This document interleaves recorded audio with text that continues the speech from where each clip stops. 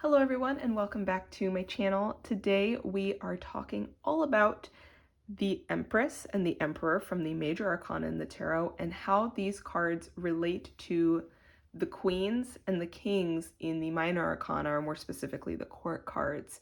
So this is something that I think that's valuable not only for beginners but anybody who's interested in the tarot. I think that this is something that is a valuable concept to carry in kind of your back pocket as a tarot reader or a tarot enthusiast even.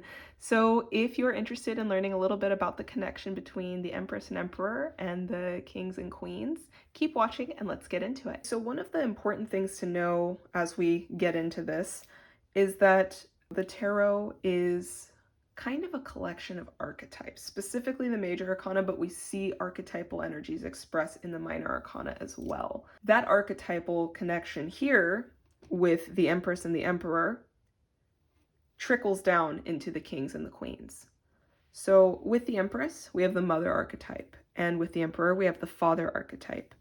Now, there are some basic themes to these archetypes, and once you know and understand those themes, and we'll get into the kind of more details about each of these cards outside of just that overarching theme, you'll be able to take your knowledge of these cards and apply it to the Kings and the Queens, respectively, to understand them a little easier. And so that's why this is a good concept to understand as a beginner, because if you know these two cards, you also know these 8 cards, which is great, but it's also a concept that is worth just kind of always carrying in your pocket, not just as a beginner, because once you understand this, it opens up doors with these other cards to allow you to go a little deeper with them, I believe. Let's look at the Empress first. We know she's the Mother archetype. The Mother archetype is what? The nurturer. She creates, she brings beauty, she gives life. She doesn't just give life, and that relates to the creation aspect of the Mother, but she breathes life into places, not just breathing life by giving birth, but she breathes life into places, into concepts, into artwork. There is this element of creation and bringing beauty and nurturing and understanding and being in touch with the emotions that is known and connected to the Mother archetype, right? So all of that we know and understand about the Empress, we can apply to the Queens. There's more to say about her, but really quick, I want to get into the Emperor. Emperor being the Father archetype. The Father is what? The Father is the protector, the provider. They bring stability. They bring, with protection, also control. But the Empress, we can see here on her card that she has the Venus glyph for the planet Venus, which Venus being the planet of beauty, of music, of arts, all of those things you can kind of see expressed in the Empress card. Nature all around her as well. There's all this wheat and these trees. There's a river flowing around her. It's a very lush card. And then if we look at her, she's got a crown on. She's got this dress with strawberries. A lot of people speculate that the Empress is pregnant in this card. Some tarot decks nowadays, she's very obviously pregnant, and in some she's not. What I always say about that with this card, my little catchphrase or tagline for the Empress card, is pregnant with possibility. Not necessarily pregnant with an actual human child, but maybe a different type of baby, if you will. You know, we create projects or artworks or different types of creations in life that feel like our babies, if you will, because they're things that we nurture and pour our hearts and our souls and ourselves into, and we breathe life into them and create, right? So there's a huge element of creation with this archetype. There's a huge element of nurturing, of caring, of being in touch with the emotions and understanding the self. And we see all of that carry down into these cards. With the Emperor, we have the Ram, which corresponds to the zodiac sign of Aries, which is very headstrong. There's an element of Aries being a fire sign. There's this fieriness to this card, but also I always note with the Emperor, there's a groundedness, a rootedness. Because of that stability, we see armor. He's wearing armor. He's ready to fight, to protect. There's mountains behind him, symbolizing that strength, that power. So we can take that and we can apply all of that knowing to the Kings. As you can see, if you understand the Mother and Father archetypes, and you bring them and apply them to the kings and the queens, you already have a baseline understanding of each of these. You just now know that each of these cards is going to be a different expression of this core essence or this core energy or archetype. So an easy way to go about this when you're first learning, and obviously you can go much deeper with this, but when you're first learning, a really easy way to go about this is to look at that archetypal energy and apply it in combination with your understanding of each of the suits. So with the swords, what do we understand about the suit of swords? They correspond to the element of air, and air rules the mental plane, the thoughts, all of those things. So we would apply that in combination with what we know about these archetypes. With the pentacles, what do we know about the pentacles? The suit corresponds to the element of earth and rules the material possessions, the physical world, the here and now. Okay, so we would apply that in combination with that archetypal understanding. With the wands, okay, so what are wands? Wands correspond to the element of fire, fire being creation, action, bringing things through, blazing your trail, all of those sorts of things, passion, drive, inspiration, all of that as well. So we would take that understanding and correspond that with the archetypal understanding uniquely to each of those, and that gives us an understanding of them. With the suit of cups, we have the element of water corresponding to cups, which rules the emotions, the depths of self, the feeling, all of that corresponds. So we would take that again and tie it with the mother and father archetype to the king and queen respectively. So do you see how you're able to tie those two understandings together to form a clearer picture of who each of these kings and queens are? It's a really helpful and easy way to kind of start to understand the kings and queens a little better. But obviously, Pamela Coleman Smith did a beautiful job of depicting these cards, right? So we don't want to just not look at the cards and what is being depicted.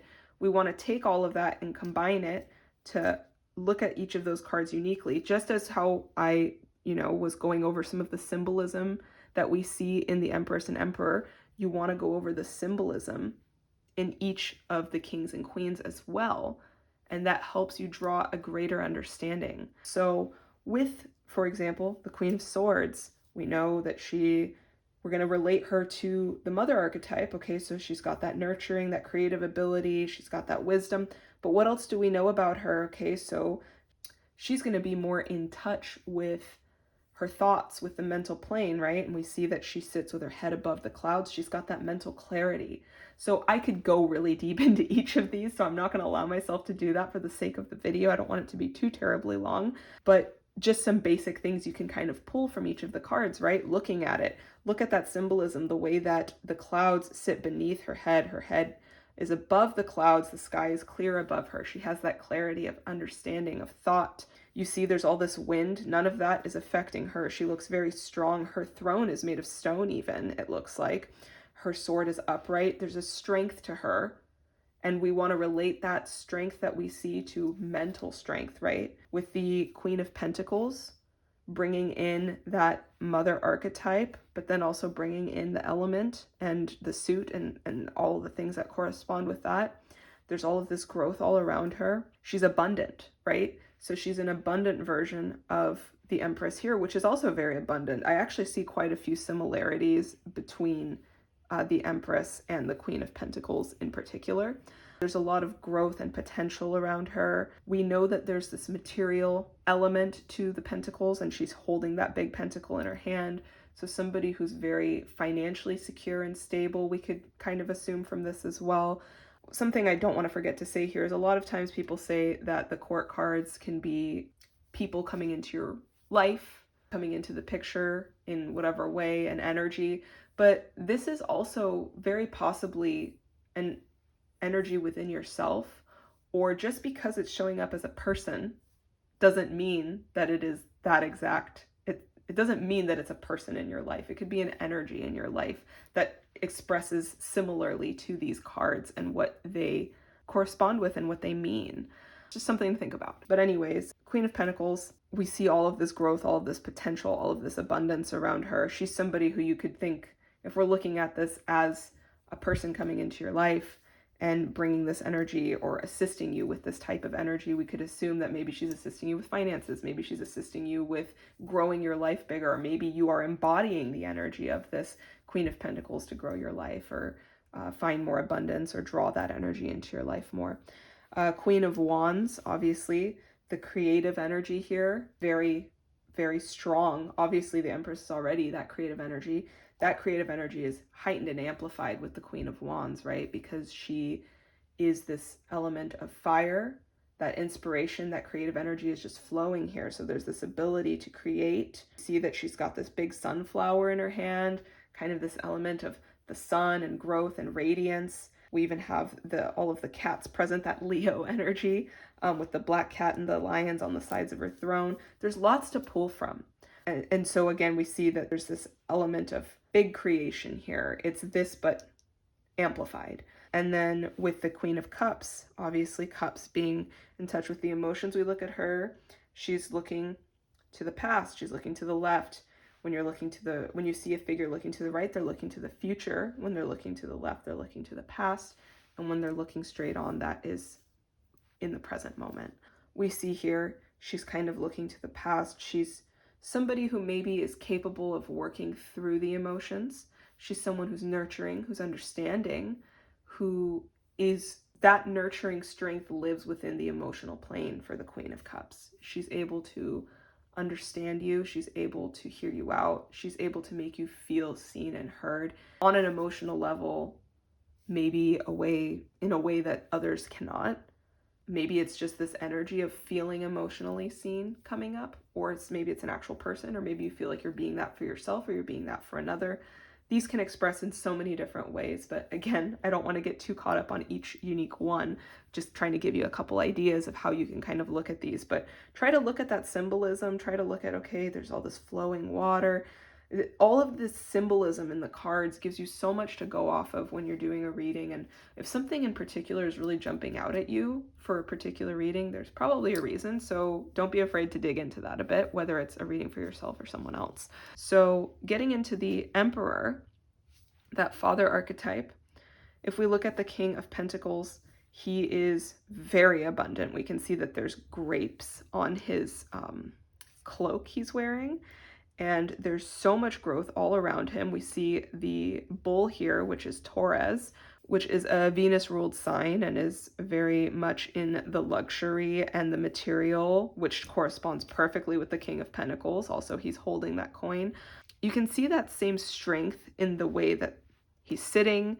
You can see that stability. So I always think of the King of Pentacles as maybe he's a figure in your life who's able to help you grow, someone who's already achieved in the material world, and maybe that's something you're trying to focus on achieving within that space in your life. This is someone who can assist you in that way. With the King of Swords, again, we see this strong figure. We think about that mental clarity. This is someone who's able to make those clear and concise decisions. We can see that, there is, again, much like in the Queen of Swords, you also find that there's connections between the King and Queen, of course, because they're from the same suit. One's just going to be a more feminine expression. One's going to be a more masculine expression. So we see that here with the King of Swords. He's got that mental clarity, that stability, that strength to kind of utilize that clarity to take action in the way necessary.